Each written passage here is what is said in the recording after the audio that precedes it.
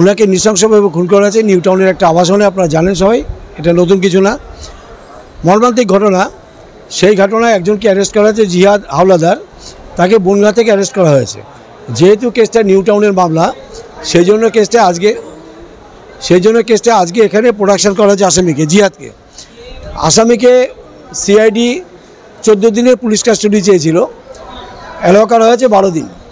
12 দিন বাদে ওকে আবার আনা হবে। এই 12 দিনে ওর কাছ থেকে কী পাওয়া গেল, বা ওই ঘটনায় আর কারা কারা যুক্ত, কী মাল সিজ হলো, রিকভারি হলো, সেই সবটাই পাওয়া যাবে। অনেকটাই পাওয়া যাবে 12 দিনের মধ্যে। এই 12 দিন বাদে যখন ওকে আবার আনবে, তখন আমরা ফার্দার ডেভেলপমেন্টটা বুঝতে পারবো। তখন আপনাদেরকে আমরা আবার জানাবো যে কী হলো না হলো।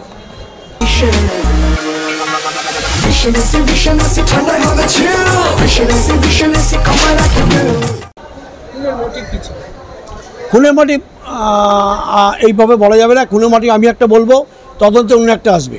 তখন আপনি বললেন ডিসটিপিপি, আমি ভুল বললাম। সুতরাং খুনের মোটিভটা without an investigation, proper investigation, এই মুহূর্তে কিছু বলা যাবে না। 302, 201।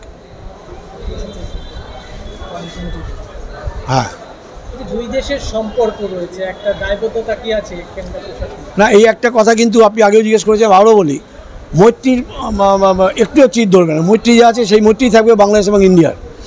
আর এই ঘটনাটা ঘটেছে, যারা ঘটিয়েছে তারা বাংলাদেশ বর্ডার ক্রস করে এসছে। আপনাকে মনে রাখতে হবে, বাংলাদেশ বর্ডারটাই কিন্তু ওয়েস্ট বেঙ্গল গভর্নমেন্ট দেখাশোনা করে না, ওটা সেন্ট্রাল গভর্নমেন্ট বিএসএফ দেখাশোনা করে। আমি বলবো যদি অন্যায় পথে এসে থাকে, সেই টোটাল রেসপন্সিবিলিটি বিএসএফ। কী করে তারা ঢুকলো, এটা বাংলা পুলিশের সিআইডি দেখার কথা না। সিআইডি ইনভেস্টিগেশনে দেখতে পারে, কিন্তু সেই সময় যখন ঢুকেছে তখন দেখার দায়িত্ব ছিল বিএসএফের। বিএসএফ সেখানে কিছুটা ফেলিওর, যদি আটকাতে পারতো তাহলে ঘটনা ঘটতো না। জিয়াদ হাওলাদার কোথা থেকে জিয়াদ অ্যারেস্ট করেছে থেকে